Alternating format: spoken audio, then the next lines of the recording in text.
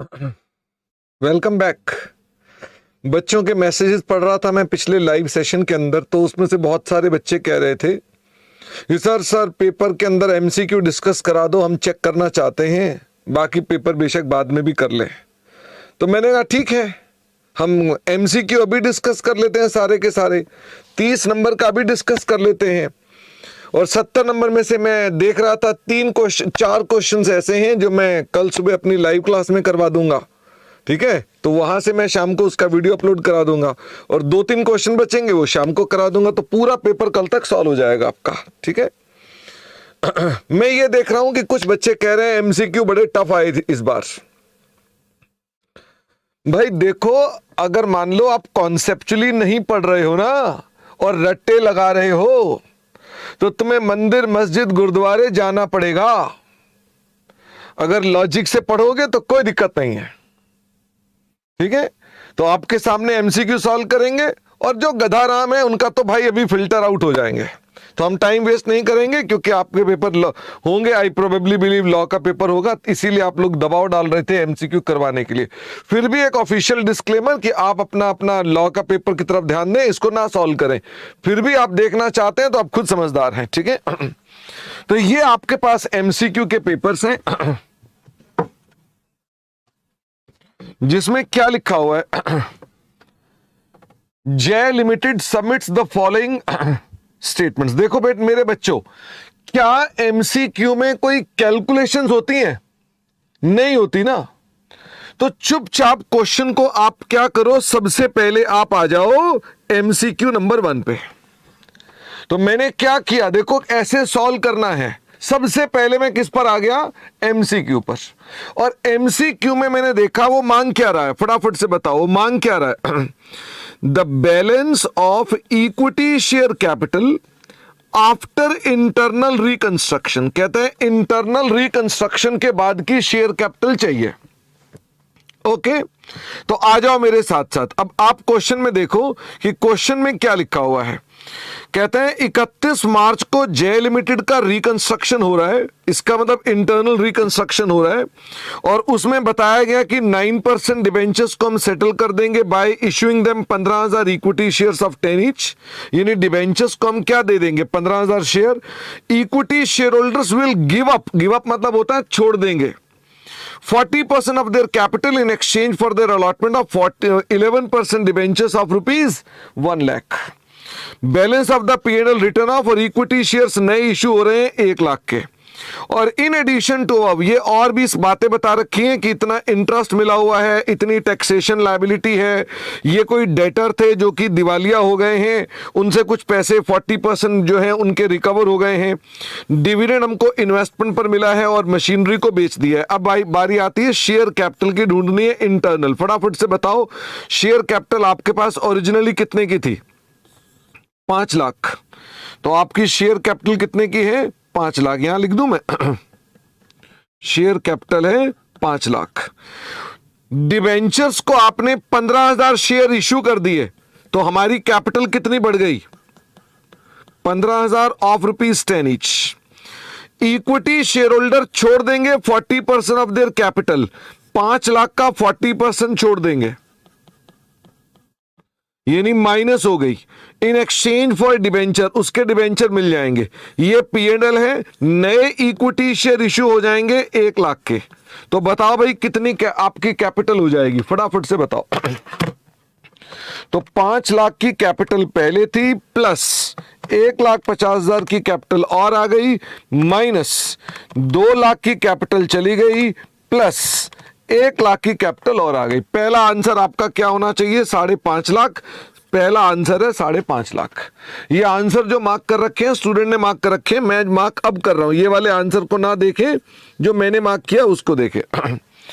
Amount of the cash flow from operating activity, कह रहा है धंधे से कितना पैसा मिला। तो भाई सीधी बात है, ये तो इंटरनल रिकंस्ट्रक्शन है, इसे देखने की जरूरत ही नहीं है। अब आ जाओ इसके अंदर, आपके पास 1 अप्रैल को ये पैसे आए और गए हैं, बताना है धंधे से क्या है। Interest received on advances given to supplier, क्या ये ऑपरेटिंग है, the answer is yes. Taxation liability, क्या ये ऑपरेटिंग है? The answer is yes. Debtor 40,000 रुपए के हैं, इनसॉल्वेंट हो गए, 40% मिल गए, तो मुझे बताओ 16,000 रुपए मिल गए, क्या डेटर से मिलना ऑपरेटिंग है? यस।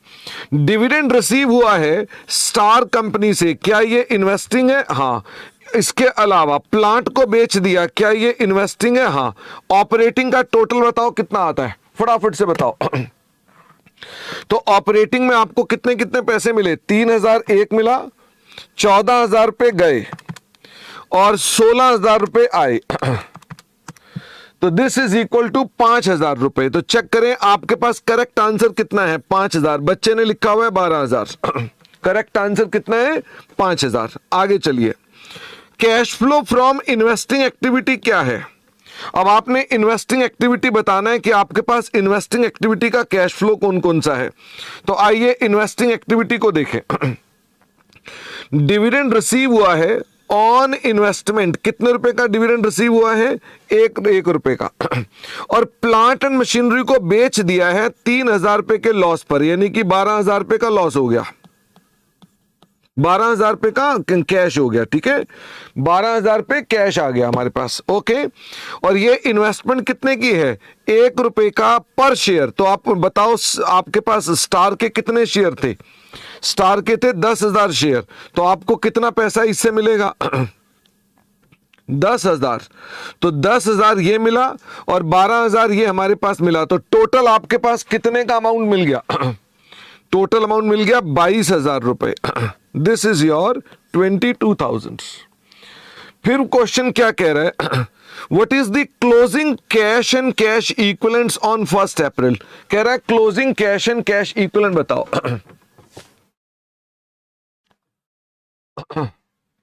आओ जी, closing cash and cash equivalent देखें। अब तो मुझे फटाफट से बताओ आपके पास ओपनिंग कैश कितने का दिया हुआ है? 65,500 रुपए। ओके, मुझे बताओ डिबेंचर्स को अगर आप इक्विटी शेयर में कन्वर्ट करते हैं तो कैश से कोई पैसा आएगा नहीं। इक्विटी शेयर होल्डर अगर गिव अप कर देंगे और बदले में डिबेंचर मिल जाएंगे, कैश कुछ आएगा नहीं। P&L अकाउंट से कैश कुछ आएगा नहीं। शेयर इश्यू करोगे 1 लाख रुपए के, कैश आएगा। तो कितना कैश आ गया? प्लस 1 लाख। कितना कैश आ गया? प्लस 1 लाख। अब आगे बताओ, इसके अलावा हमारे पास ऑपरेटिंग से कितना कैश मिला था? प्लस 3,000। टैक्सेशन से कितना कैश गया था? माइनस 14,000। डेटर से कितने पैसे रिकवर हुए थे? प्लस 16,000। डिविडेंड कितने का मिला था? डिविडेंड मिला था 10,000। और प्रॉफिट ऑन सेल के बाद, लॉस ऑन सेल के बाद आपकी इन्वेस्टमेंट से कितने पैसे मिले थे? 12,000। तो मुझे बताओ जी, टोटल आपके पास 1,65,500 ऊपर था, 1,65,500 में प्लस कर दो 3,000 रुपए आपको और भी मिल गया, प्लस माइनस करना है 14,000 रुपए चले भी गए, प्लस 16,000 आपको डेटर ने भी दे दिए, प्लस 10,000 आपको डिविडेंड मिल गया, प्लस 12,000 आपने प्लांट बेचा, 192,500। तो कितने का क्लोजिंग कैश हो गया? 192,500। This is your correct answer. Fixed assets held for sale will be classified as current assets. आपका 10 नंबर का सवाल खत्म हो गया और हमें यह सवाल करने में कितने मिनट लगे हैं? 8 मिनट। ओके, तो 8 मिनट में आपका पहला क्वेश्चन खत्म हो गया। Case scenario number 2। चलिए, अब वो क्या कह रहे हैं? What is the carrying amount of investment. मैं देखो देख रहे हो मैं पहले किस पर आ रहा हूं? मैं पहले अपने पास क्वेश्चन पे आ रहा हूं और फिर उसको देख रहा हूं। ठीक है, what is the carrying amount of investment as on this date as per AS 13 and suggest the account treatment for dividend received from P limited. तो भाई सवाल में कहीं डिविडेंड मिला होगा? कह रहा है बताइए डिविडेंड का ट्रीटमेंट क्या होगा, और कैरिंग अमाउंट मांगा हुआ है 31 मार्च को इन्वेस्टमेंट का। तो आओ देखें क्वेश्चन में इन्वेस्टमेंट कहां पर है। विक्रम ने एक लोन लिया और लोन लेने के बाद वो क्वेश्चन क्या बोल रहा है? कह रहा है लोन लिया हमने और लोन लेकर हमने अपने पास इंटरेस्ट के ऊपर लिया और हमने अपने पास रॉ मटेरियल परचेज किया। इससे हमने रॉ मटेरियल खरीदा, उसकी रिप्लेसमेंट कॉस्ट इतनी इतनी है, लेबर चार्जेस इतने इतने हैं, उससे हमने इतने यूनिट बनाए। ओके, 1000 फिनिश गुड्स को प्रोड्यूस करने में हमारे पास रॉ मटेरियल लगा। For every unit of finish goods 2 units raw material लगा। एनआरवी कितनी है? 300। मुझे तो इन्वेस्टमेंट चाहिए। ऑल द फिनिश गुड्स, ये बेकार की बात है। देयर इज नो ओपनिंग, और ये भी बेकार की बात है। भाई इन्वेस्टमेंट को चेक करिए। विक्रम ने यूज किया है इतने का raw material to construct an asset, qualifying asset, labour charges pay कर रखे हैं और ये फिनस्टॉल है। इतना विक्रम ने यूज किया लोन टू इन्वेस्ट। लो भाई, काम की बात आ गई। इन्वेस्ट इन इक्विटी शेयर्स, तो मुझे फटाफट से बताइए। ही परचेज्ड 9000 शेयर फॉर 1 लाख। तो इन्वेस्टमेंट का कैरिंग अमाउंट कितना हो गया? इन्वेस्टमेंट का कैरिंग अमाउंट कितना हो गया? 1 लाख रुपए। जितना हमने खरीदा फॉर ₹1 लाख। पी लिमिटेड ने खरीदी थी 25 मार्च को, पी लिमिटेड ने डिविडेंड पे कर दिया 30 मार्च को फॉर द प्रीवियस ईयर। तो ये डिविडेंड हो गया प्री एक्विजिशन। कहां जाएगा? ये कॉस्ट में से कम होगा। 20% डिविडेंड। आपकी 9000 इन्वेस्टमेंट की कॉस्ट कितनी है? 90, उसकी आपकी फेस वैल्यू कितनी है? 90,000। 90,000 का 18,000 आपको डिविडेंड मिल गया। कितने पैसे बच गए? 92,000। इन्वेस्टमेंट की वैल्यू कितनी हो गई? 92,000। तो मुझे बताओ, अगर आप इसमें देखें 92 नहीं, 82,000। तो 82,000 वाला कैरिंग अमाउंट आ ही एक में रहा है, आ ही एक में रहा है। बात खत्म। तो दूसरा पार्ट देखने की जरूरत ही नहीं है। And dividend is deducted. Okay, this is correct. D answer is your correct. What would be the value of closing stock of raw material x and finish goods on 31 मार्च 2004। तो उसने मांगा क्लोजिंग स्टॉक बताओ raw material का, और finish goods भी बताओ। Okay, तो आओ जरा क्वेश्चन में पढ़ते हैं। हमारे पास क्लोजिंग स्टॉक के बारे में क्वेश्चन पूछा, दूसरा वाला। तो पढ़िए क्वेश्चन क्या कह रहा है। उसने कहा जी अब मैं रॉ मटेरियल को देखूंगा। उसने खरीदे हैं रॉ मटेरियल, बताइए कितने यूनिट खरीदे हैं? 4000 यूनिट्स खरीदे हैं 125 में। फिर वो कहता है उसकी रिप्लेसमेंट प्राइस कितनी है? 100 रुपए। फटाफट से बताइए कॉस्ट कितनी है? उसकी कॉस्ट है 125 रुपए। और रिप्लेसमेंट प्राइस कितना है? रिप्लेसमेंट प्राइस है उसका 100 रुपए। और खरीदे कितने यूनिट्स हैं? 4000 यूनिट्स खरीदे हैं। ओके, आपने रॉ मटेरियल का स्टॉक बताना है। फिर वो कहता है हमारे labour and variable overheads incurred हुए हैं 1 लाख टू प्रोड्यूस 1000 यूनिट्स। तो मुझे बताओ 1 यूनिट के लिए कितना खर्चा हो गया? 1 यूनिट के लिए 100 रुपए का लेबर लग गई। ओके, 1000 फिनिश गुड्स हमने प्रोड्यूस किए हैं with the raw material. For every unit of the finish goods 2 units were consumed. मुझे फटाफट से बताओ 1000 को बनाने के लिए 2 यूनिट लगेंगे, तो कितने यूनिट कंज्यूम हो गए? 2000 यूनिट्स कंज्यूम हो गए। 1000 बनाने में 2000 यूनिट तो कंज्यूम हो गए। NRV of the finish goods is 300 रुपए। एनआरवी उसने बता दी है 300 रुपए। मुझे ये बताओ कॉस्ट कितनी होगी फिनिश गुड्स की? फिनिश गुड्स की कॉस्ट ढूंढनी है। 2 यूनिट लगते थे हर एक को बनाने में, 125 रुपए के 2 यूनिट लगते हैं, प्लस 100 रुपए की लेबर लगती है। तो हमारी कॉस्ट बनने में कितनी आती है? 350 रुपए। एनआरवी है 300 रुपए। अगर मान लो आपका फिनिश गुड्स घाटे में जा रहा है तो रॉ किस पर वैल्यू होगा? फटाफट से बताओ कॉन्सेप्ट। अगर आपका फिनिश गुड्स घाटे में जा रहा है तो रॉ किस पर वैल्यू होगा? रॉ लोअर पर वैल्यू होगा। इसका मतलब 100 रुपए पर वैल्यू होगा। कहता है there was no opening stock of raw and finish goods. Vikram ने 1500 यूनिट्स रॉ मटेरियल यूज कर लिया for constructing one asset, qualifying asset, और उस पर कुछ खर्चा भी कर डाला। क्या 1500 यूनिट और कम हो गए? तो मुझे बताओ आपके पास कितने यूनिट बच गए? क्लोजिंग स्टॉक में कितने यूनिट अभी तक बचे हुए हैं? 500। और 100 पर आपने वैल्यू करना है। और देख लो स्टॉक कहीं और तो कंज्यूम नहीं किया ना, बाकी तो इन्वेस्टमेंट थी। तो मुझे फटाफट से बताओ रॉ मटेरियल का स्टॉक कितना हो गया? रॉ मटेरियल का स्टॉक हो गया 50,000 रुपए। आगे मुझे फटाफट से बताइए वो हमें क्या बता रहा है जी इसके अंदर।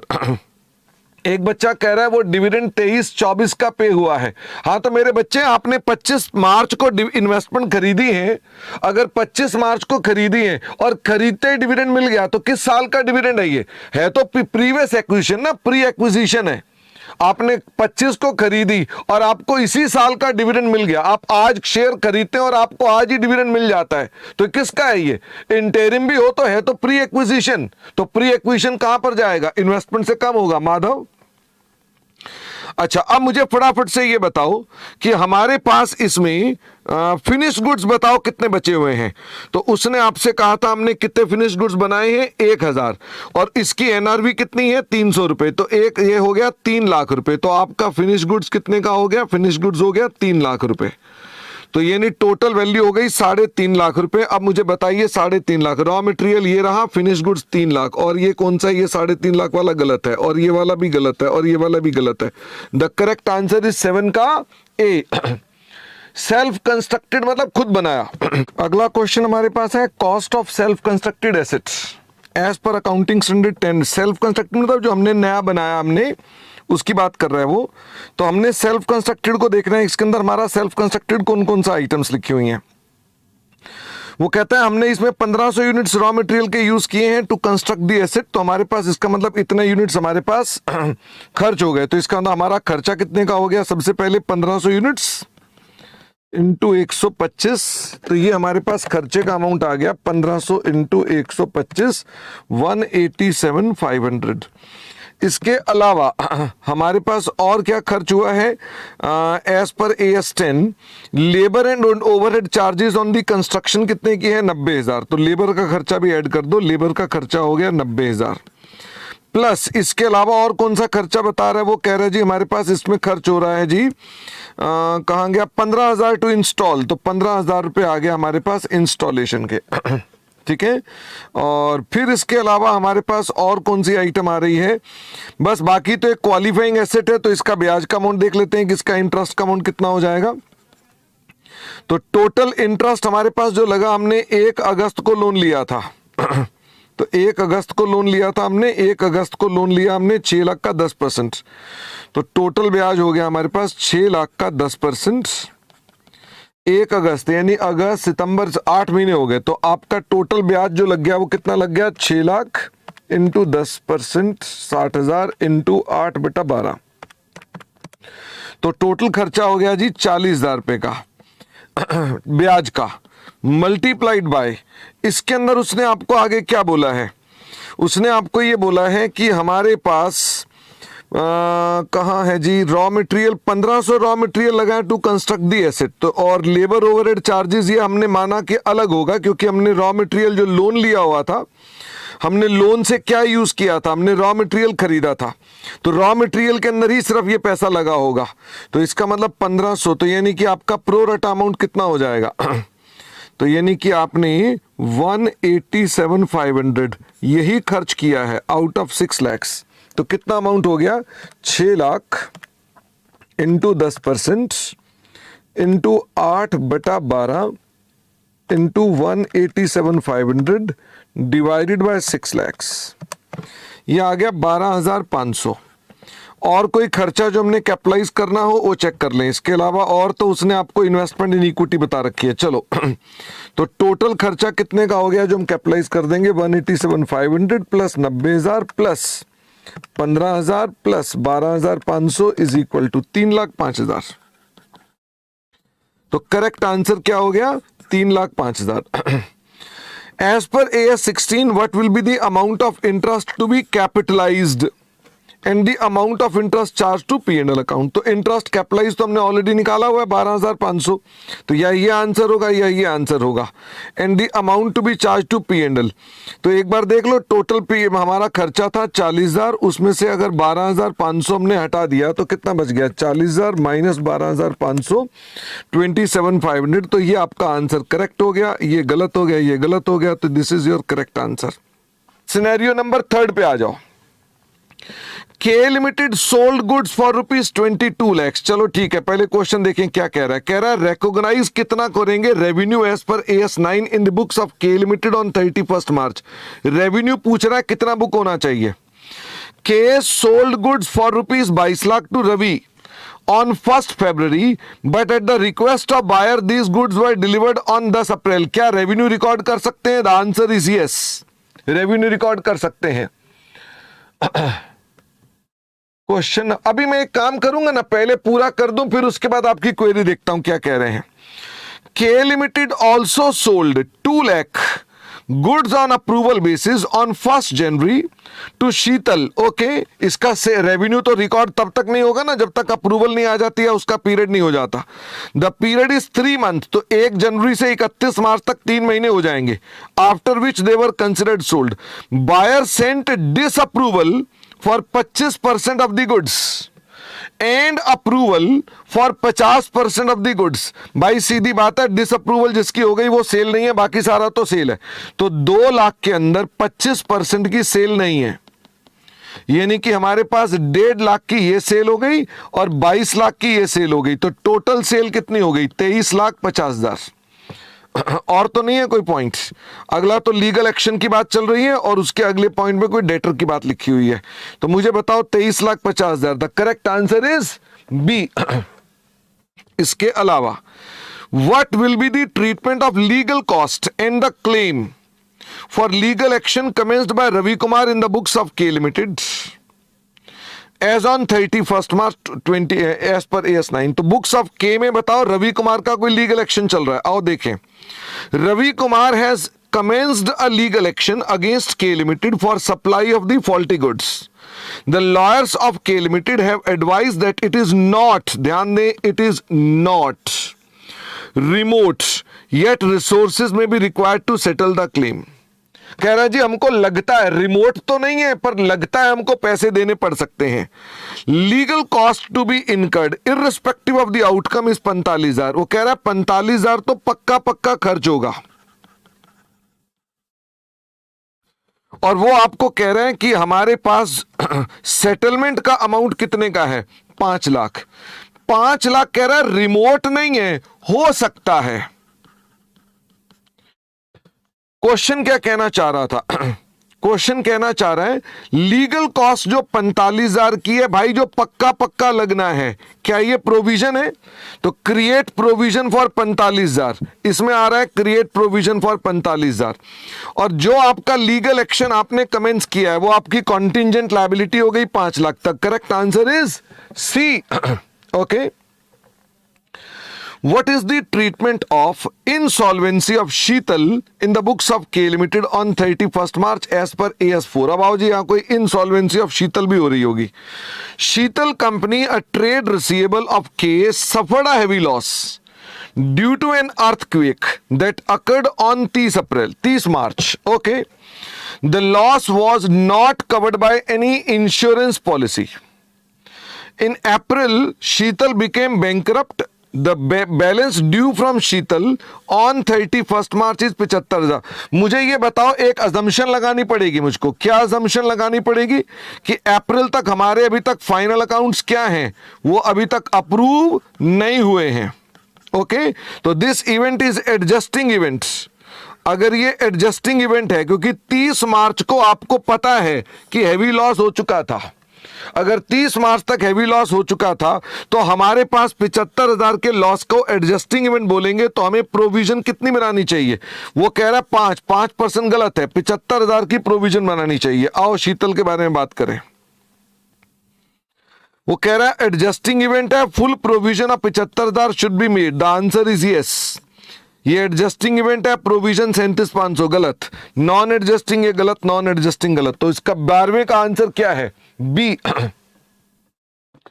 हाँ, अब्दुल हकीम बोल रहे हैं आप हमारे को डिस्क्रिप्टिव पेपर भी सॉल्व करा देना।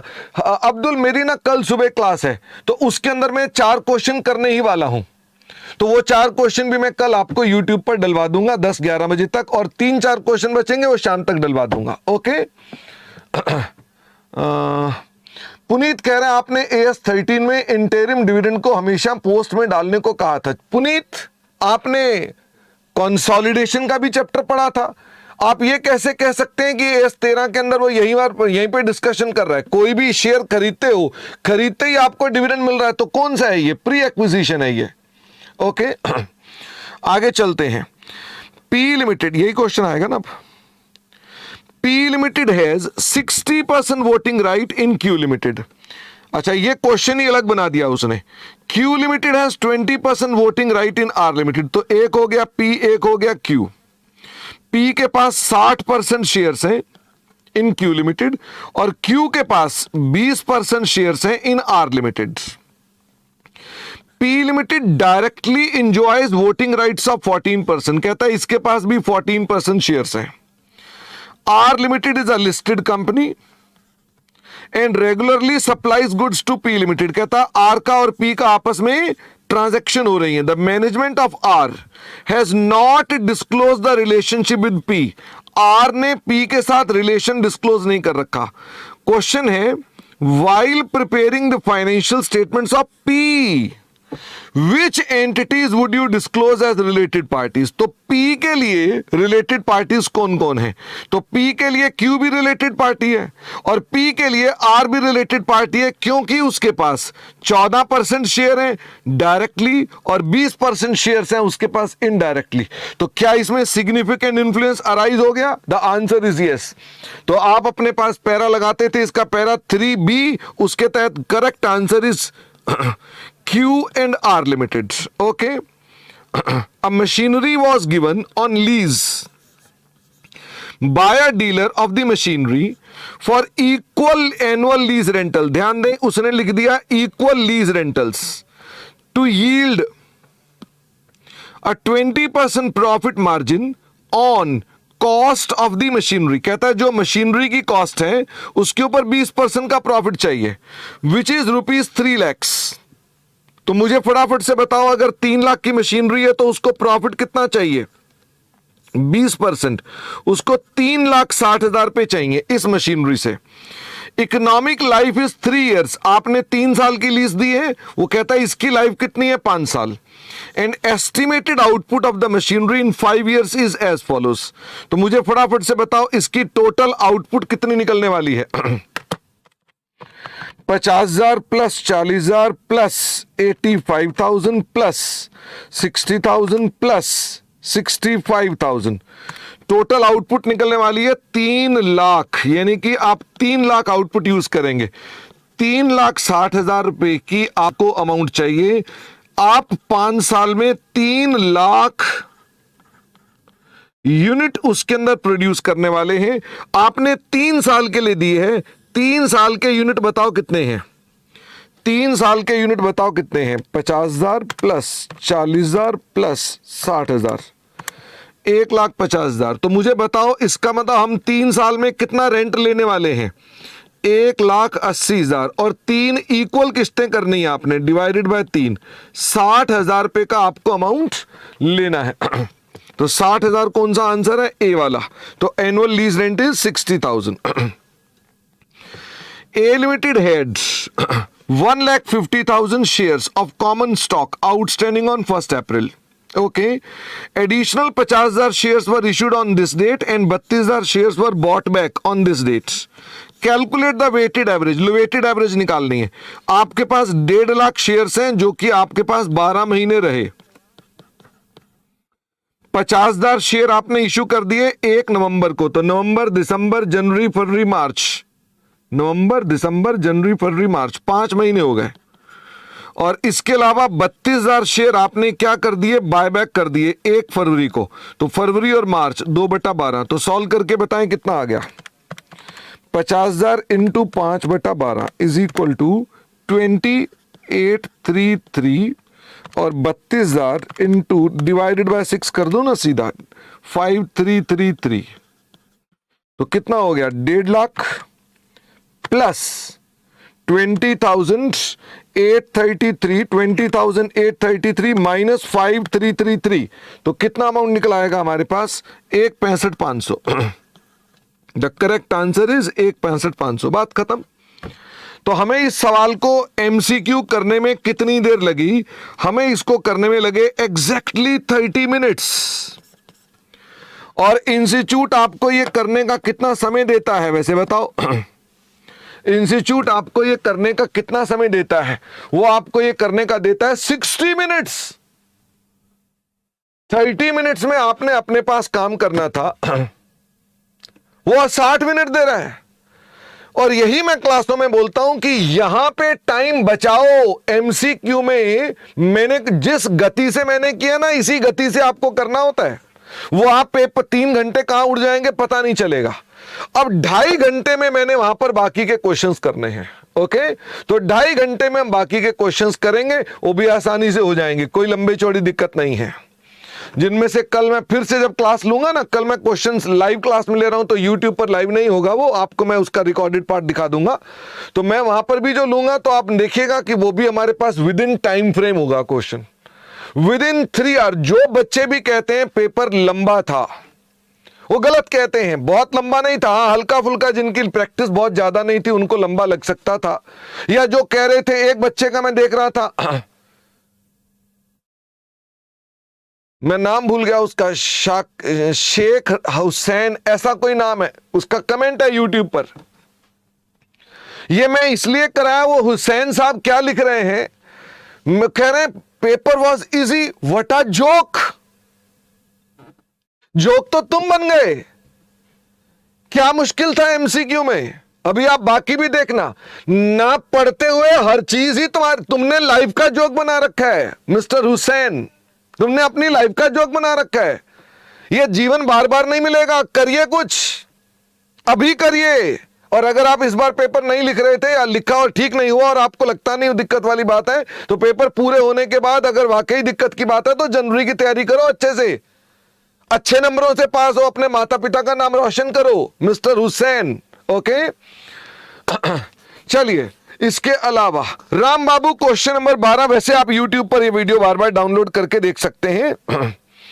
12वें का बी वाला आंसर है, 12th का बी वाला आंसर है। अब ये YouTube वीडियो बार बार देखो, कोई दिक्कत थोड़ी ना है उसके अंदर। ओके, तो बस मैंने आपको ये आंसर दे दिए। तो क्योंकि बहुत सारे बच्चे कह रहे थे सर एमसीक्यू चेक करा दो खाली, क्योंकि हमारा एग्जाम है लॉ का, तो हम आज ही करना चाहते हैं, तो वो कर लिया। बाकी के पेपर तो आप हम लोग क्लास में करते रहेंगे, और वो भी आपको शाम तक पूरा पेपर सॉल्व होके मिल जाएगा, कोई चिंता की बात नहीं है। Okay, thank you very much, stay blessed, hard work करो, यही जीवन है। अपने माता पिता का नाम रोशन करो, अपना नाम रोशन करो, खुश रहो, बाय बाय।